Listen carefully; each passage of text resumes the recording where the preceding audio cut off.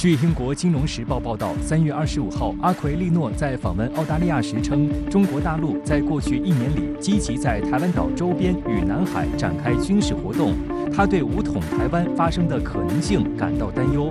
更为重要的是，阿奎利诺还认为美军必须时时刻刻做好准备，如果采取任何行动，我们已经做好准备。台防部门前任负责人杨念祖近日则表示，如果两岸爆发战争，一定是首战及终战，1-2天内解放军即可结束战斗。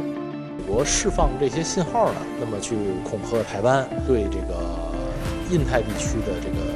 态势呢，进行一个新的规划，那么要求大家站到他这边来。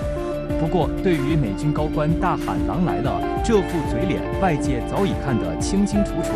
3月22号，台湾民间智库台湾民意基金会发布的最新民调显示，仅35%受访者认为美国会向台海出兵，较去年10月大幅下降30.5%。在3月31号的国防部记者会上，新闻发言人吴谦表示，台湾前途在于国家统一，台湾同胞福祉系于民族复兴。那些外部势力的空头支票，终究是靠不住的。甘心为他人做棋子，最终难逃弃子的命运。别人无法从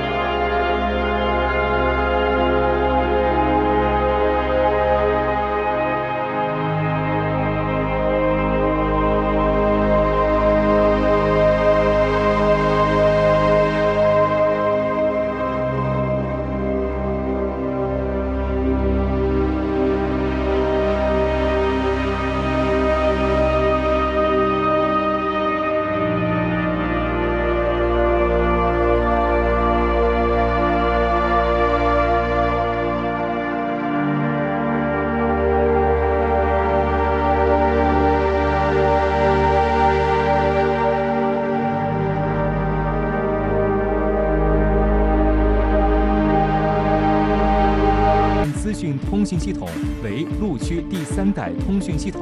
是供野战部队使用的通信资讯系统。台湾岛内的一线士兵在条件允许的情况下，理论上存在直接将情报传到五角大楼的可能性，并接受五角大楼下达的命令。台湾陆军目前用的战术区域通信系统是1996年开始从美国引进的，总投资额超过5亿美元。2001年进行了1次升级，新购买的野战资讯通信系统等于是再度升级方案。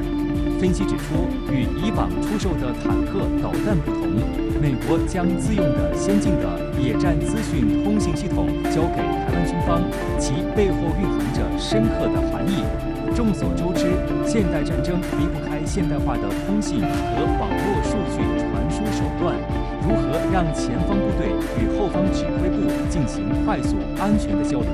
掌握瞬息万变的战场态势，往往直接关系到战斗的胜负成败。而更为重要的是，美军还能借台军的手收集解放军作战信息和装备数据。此外，这套系统还严重依赖美国的 GPS 才能运行，卖给台湾实则为美军所用，就跟当年售台扑爪相控阵雷达一样。台湾采购的这种系统的话，在理论上来说，也确实可以接收，美国这个西太平洋司令部或者是美军在周边所获得的台海周围的情报。从装备上来说的话，这个东西的话可能会比这个坦克或者是武装直升机，对台湾的作用还要大。但是的话，目前来说的话，这种单兵装备，